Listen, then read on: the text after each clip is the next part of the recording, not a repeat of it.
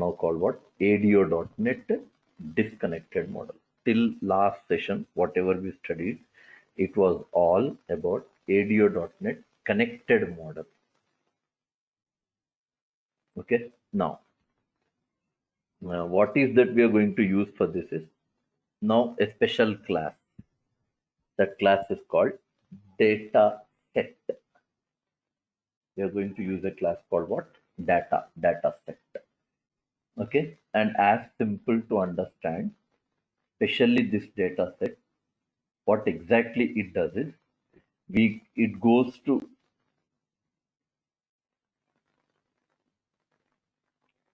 so what it does, it will go to database.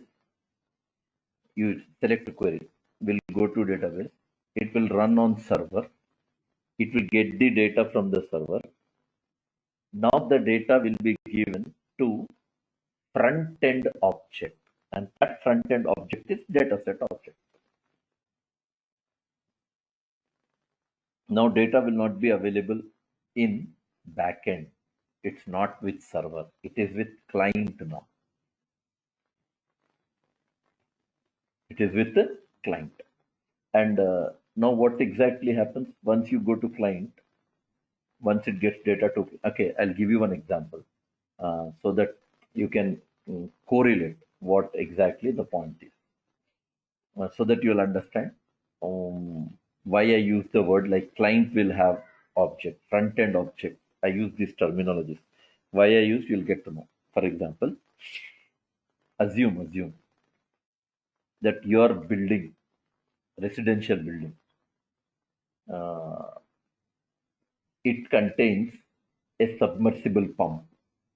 You know, understand word pump, water pump, submersible water pump it is, and that pump is inside ground. Inside ground it is.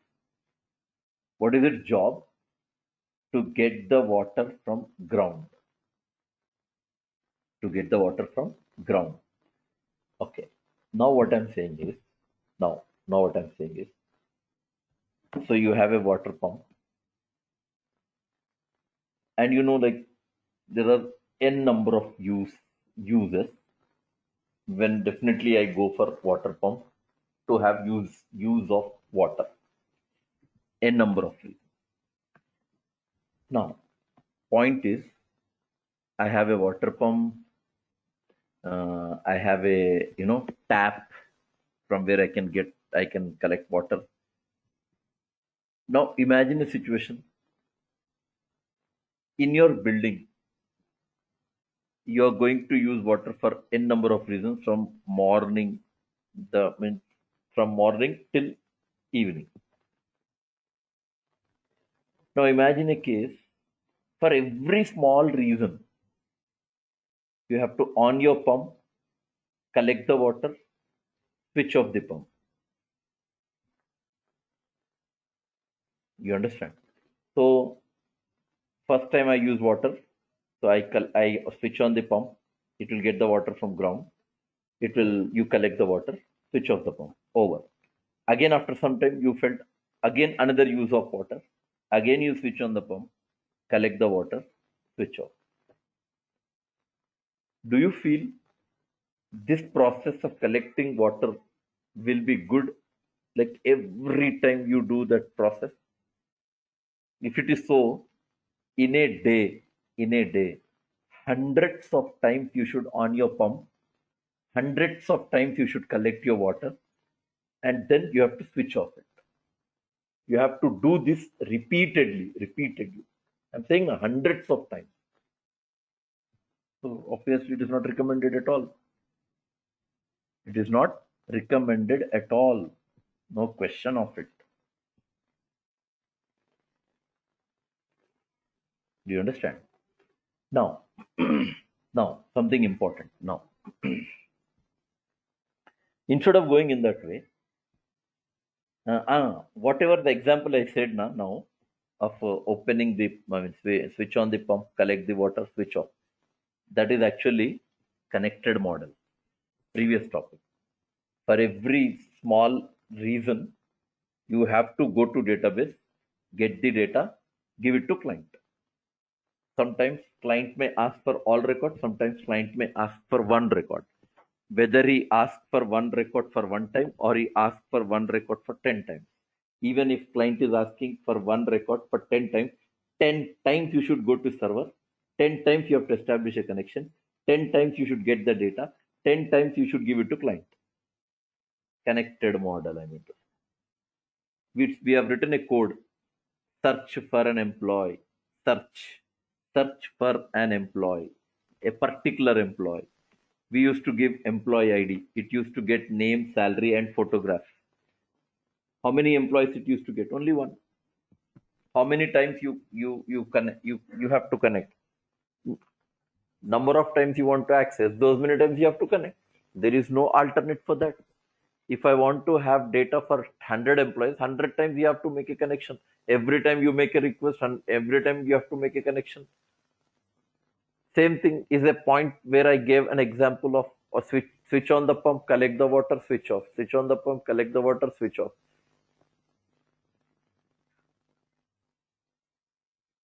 That is lengthy. That is not suggested. That is not recommended at all.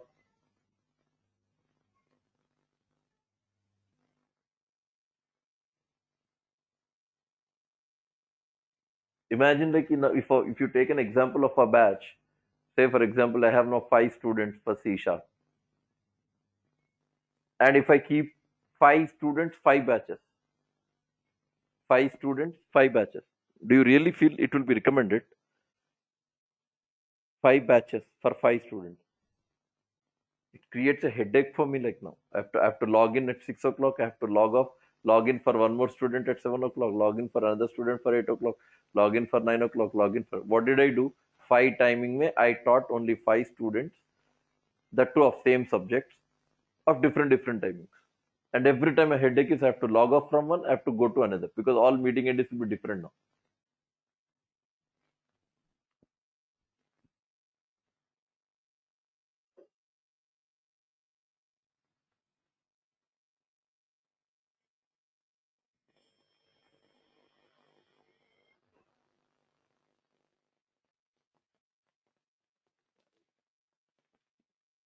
Do you understand? That is not recommended at all.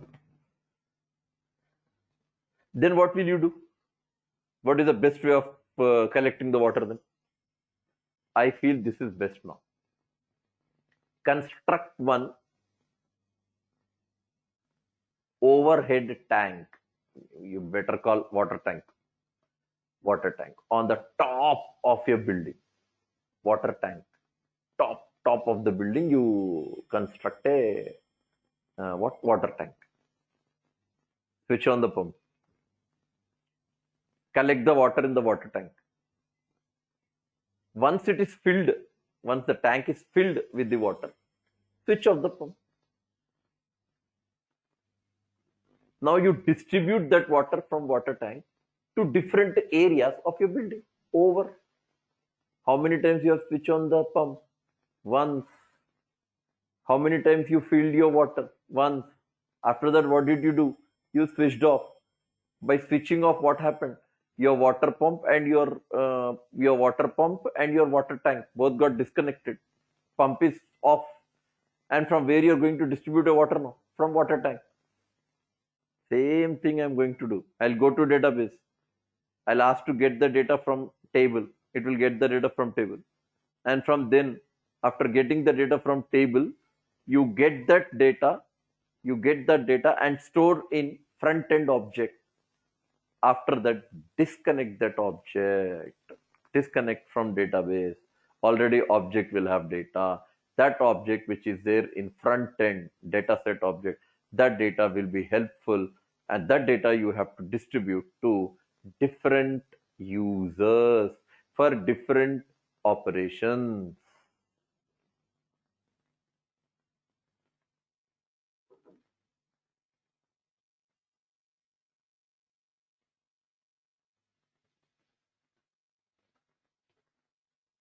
Do you both of you clear with what I said?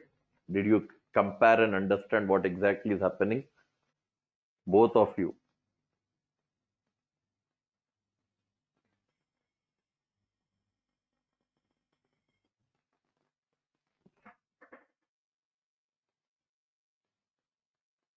Okay, Srinivas. Okay. Now, another interesting point here. Now, what is data set in our example? Pointing with that, I gave example. What is data set? Data set is water tank. Water tank. Database is pump, water pump. Water pump. I said submersible pump. It is inside the ground. It is not visible for you. Database is backend. It's not visible for you. It's not visible, but it does your operation. Same tank, submersible pump, not visible, but it will do operations for you, no doubt.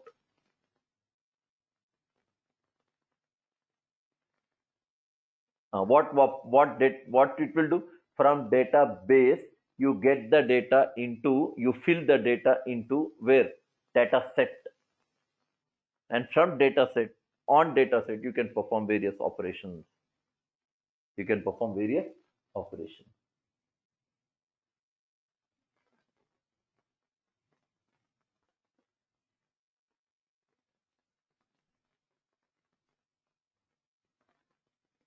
But this thing, for us, no, it doesn't take much time for us. Whether it is data set or disconnected model or connected model, both will do same job for us because we both are on the same machine. No, client server both are same. Client software is in the same machine. Database software is also the same machine.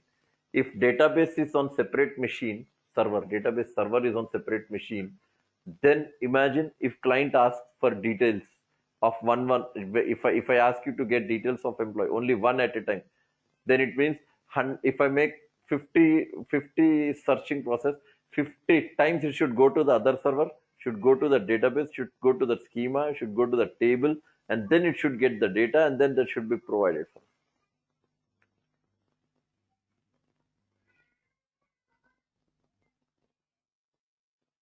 You're not doing small job, you're doing lengthy process.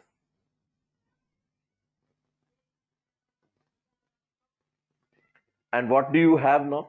Now we make one simple architecture to understand that data set consists of two things to study now. Data set. One, data table. Second, data relation. Under data set.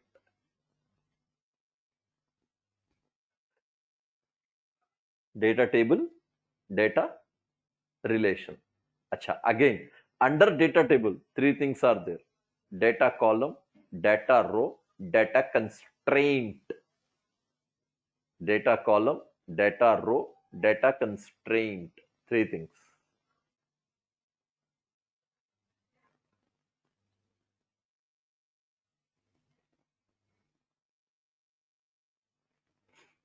Data column, data row, data constraint. That is the implementation part of our data set.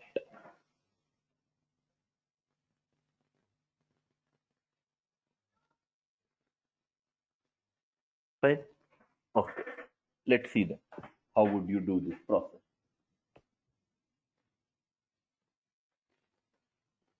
Now, if you go to this architecture of both the cases, this is what we find. First, I'll make architecture for data set. A small architecture I'll make here. Data set. Inside data set, data table. Inside that, you have data relation. Again, under data table, three things. Data column. Then we have data row. Then we have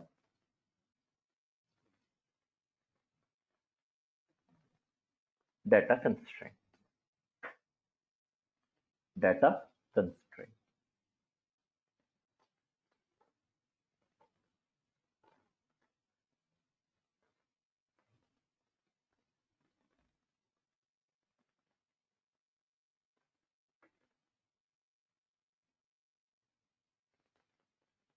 Data set.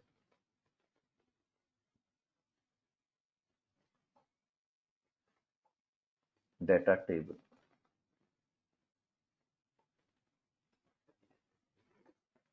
Data relation.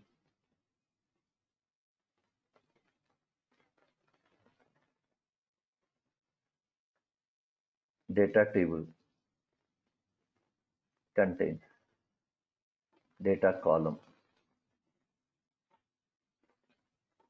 data row,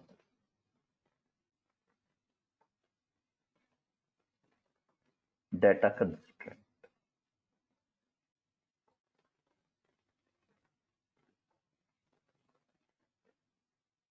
Three things. And whatever I listed here, don't forget, these all are your classes. All these, whatever I listed now, part of what? Classes. Everything what I listed is a built-in class for us.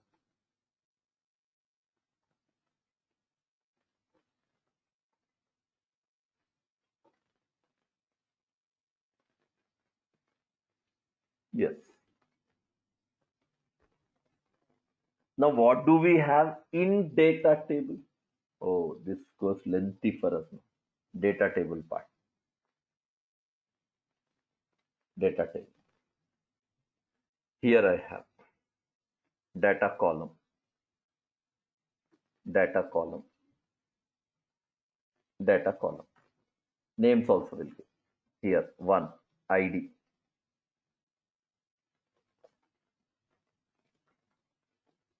Name.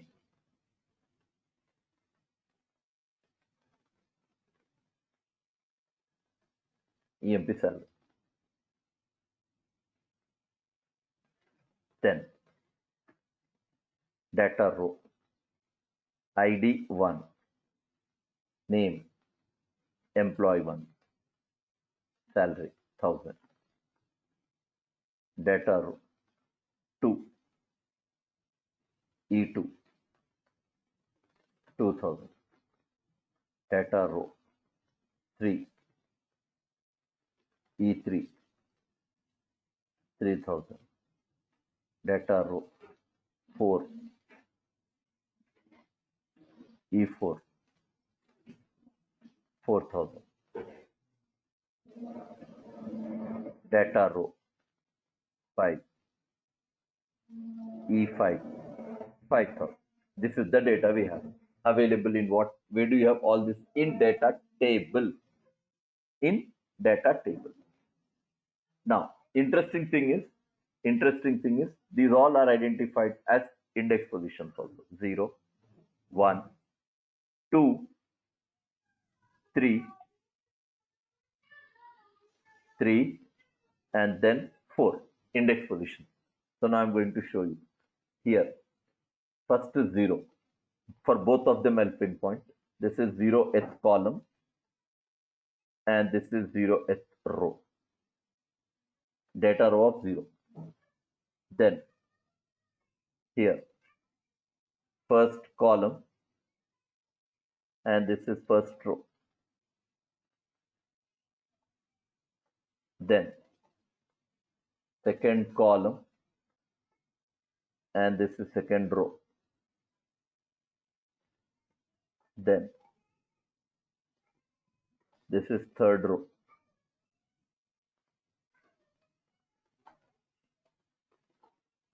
And this is fourth row.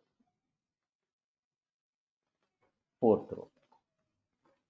Now interesting thing is all these data rows are part of rows collection. All those data columns are part of columns collection.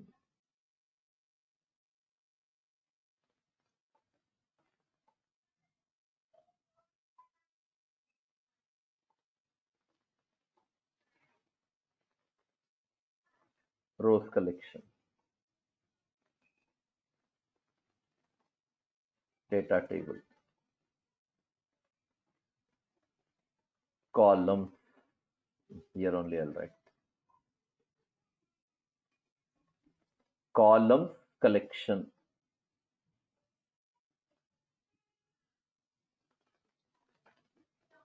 Columns collection. And these all comes under rows collection. Okay. Now how do they refer? It's like this. This 0th column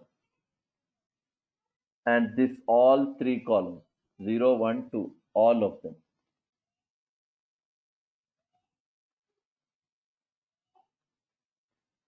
3 columns.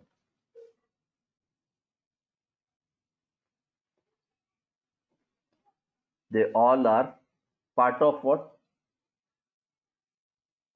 Here I'll write. They all are part of columns collection.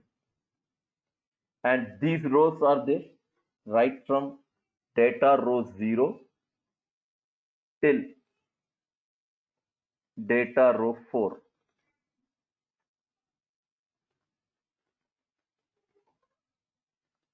4. These all I mean to say. Data row 0, data row 1, whatever I listed here for your rows collection. All these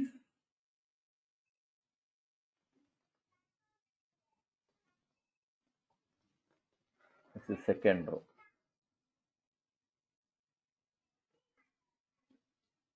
Third and fourth.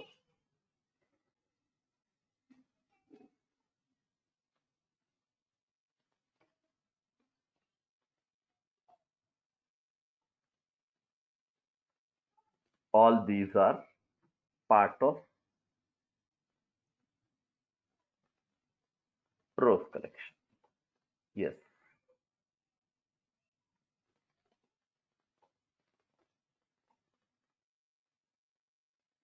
Rows collection. One more will also be there. Data constraint. Data constraint. One more will be there. Because I don't have any constraint here, I'm not talking on that. But you can. Foreign key, primary key. Those things can also be part of it.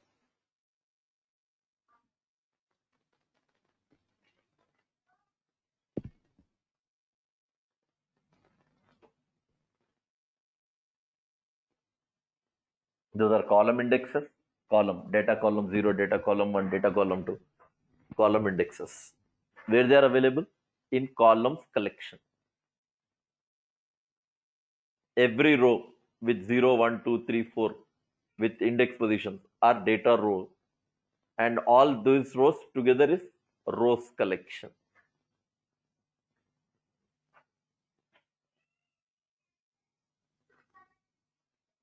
Columns collection, and then what I said, rows collection.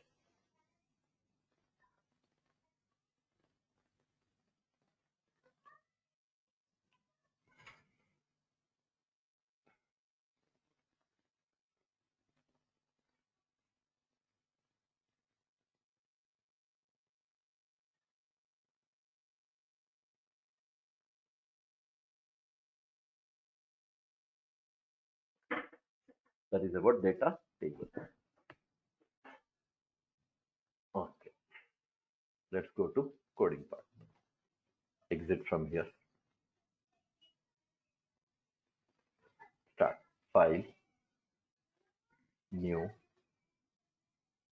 Project.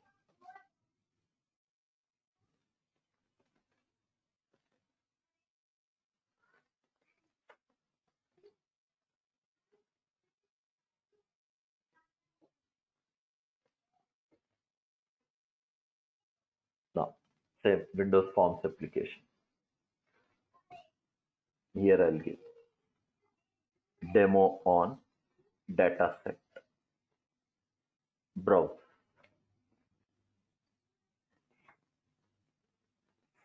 C drive. CS-68. Select the folder.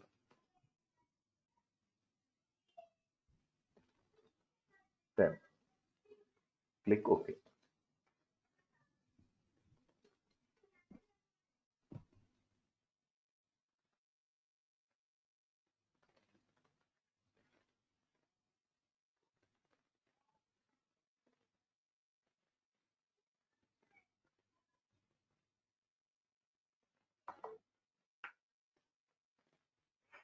Yes. Now first you have to establish a connection. So you know already about how to establish connection. Solution Explorer. App.config. Here I'll write connection strings. Add name equal to msnetdb. Connection string equal to data source equal to dot initial catalog equal to MSDemoDB.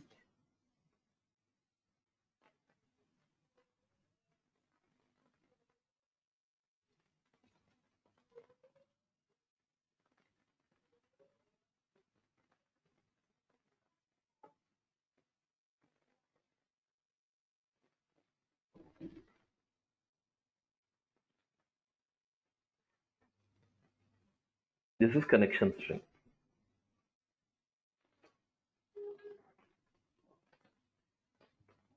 Okay. After that, save this, close. Now,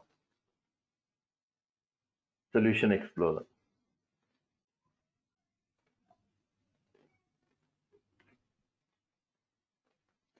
Solution Explorer.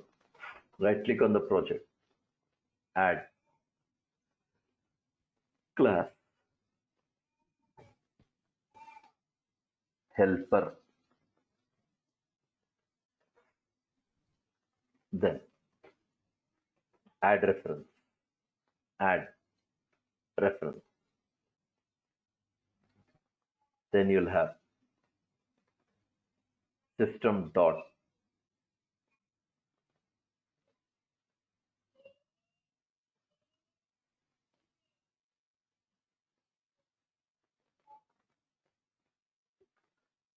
system dot configuration. Click OK. Yes, you should add one name using system dot configuration.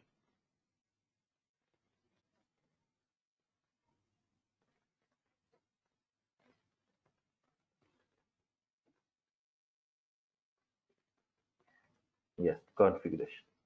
Now you should write public class, no, public static string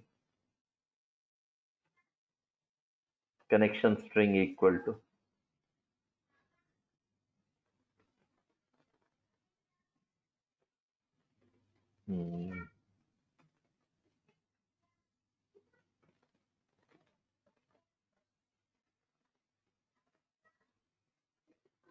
configuration manager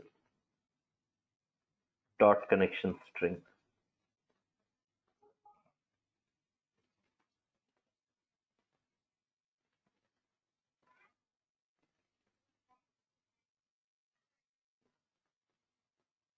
But this is a variable.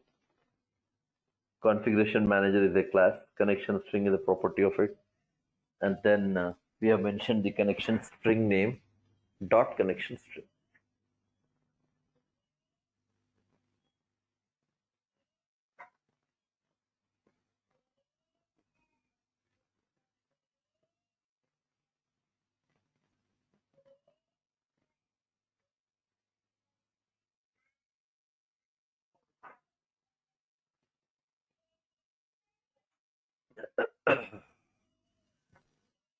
So we have detailed studied on this part in my introduction classes of ADO.NET. Okay. This is the connection string established. Close. Go back to form1.design. Now remember, under toolbox, we have a special tool to study now. Special control.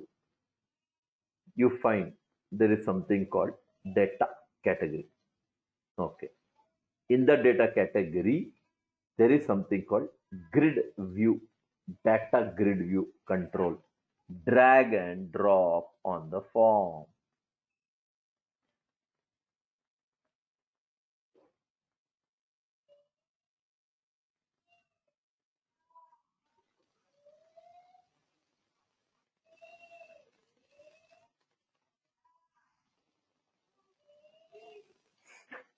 Yes,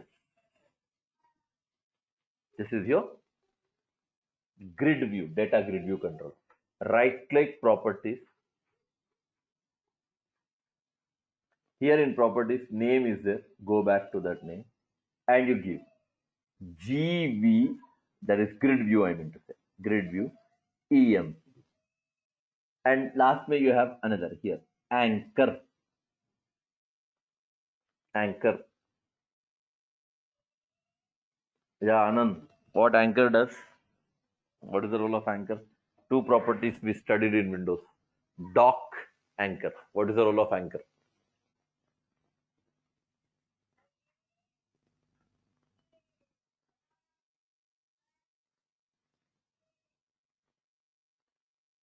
Anchor property, what it does?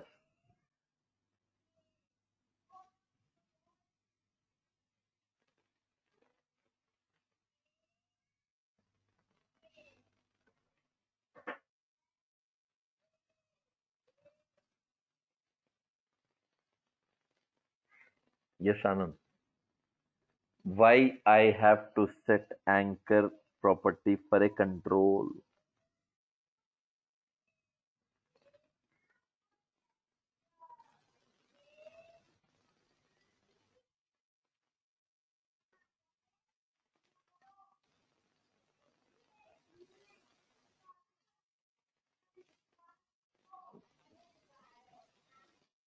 Yeah. Best point is to say like this, Srinivas. Best way. It will relocate control. That's it. It will relocate the control whenever form gets resized. Form gets resized. That is the reason it has to be specified anchor.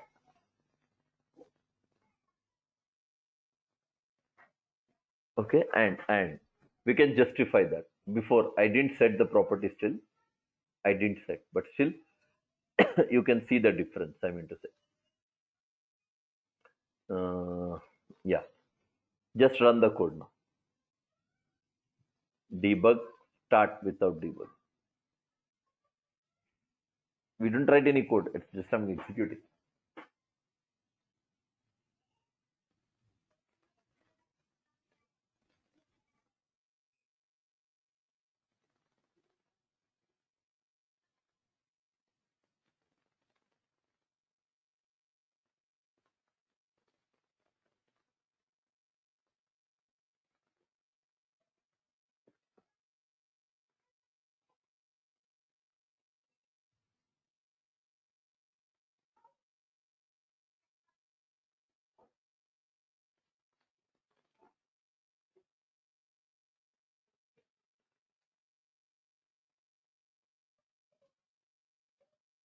Why we are not getting output window? Debug, start without debug.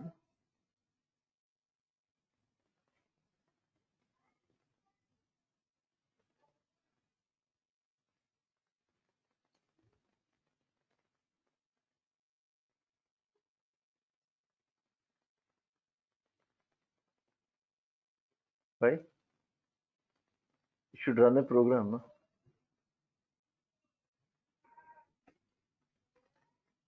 Succeed.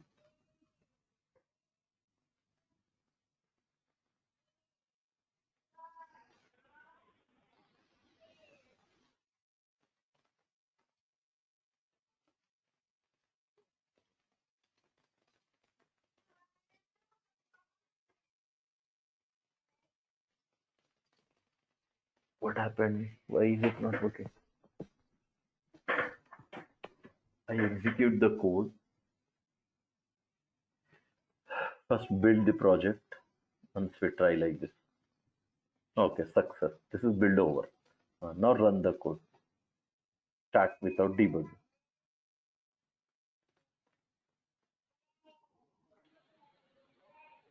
Why? Output window is not coming.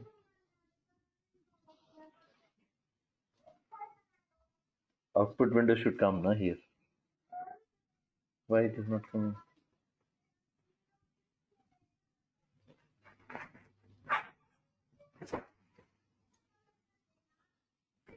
Why?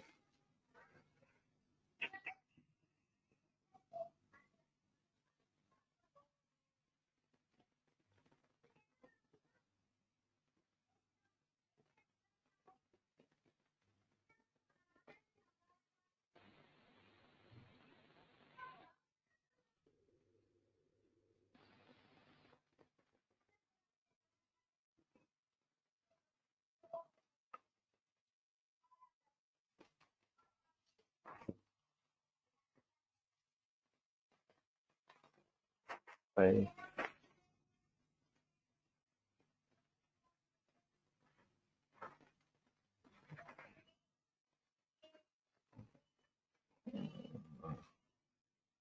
CS dash 6 p.m. demo on dataset, event debug, demo on dataset, TX. Correct only.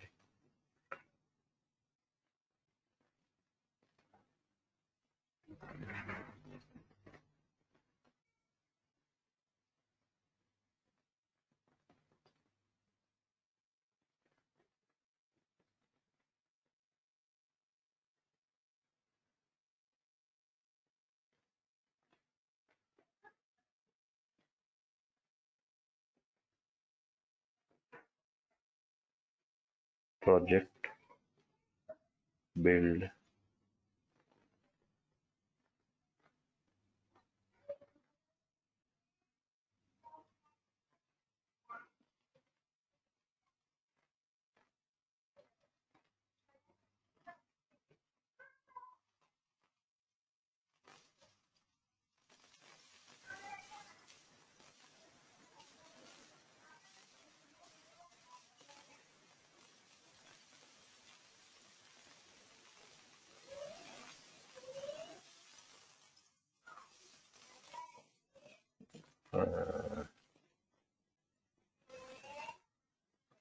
how to get, what happened.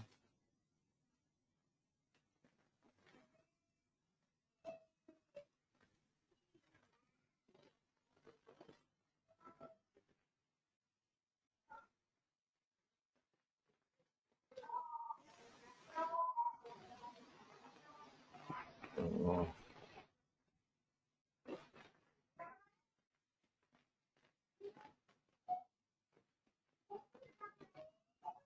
go to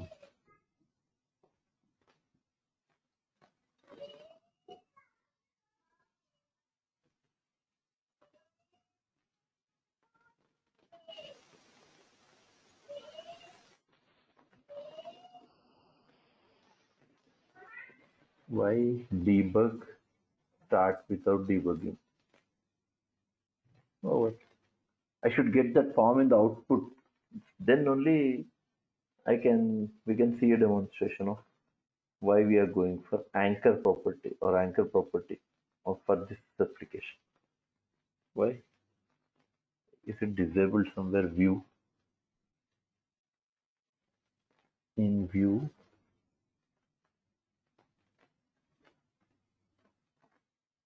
output, output window.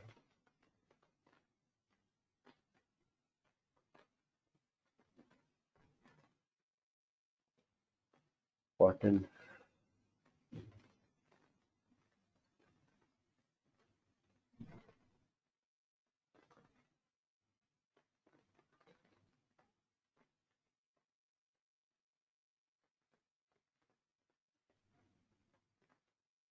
Hmm.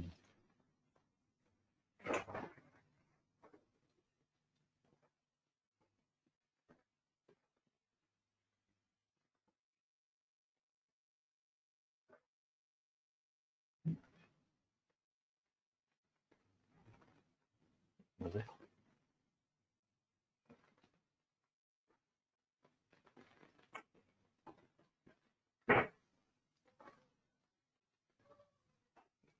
This is design window. This is helper.cs. Okay, both of them are working, but we are not getting this output window. Debug, start without debugging.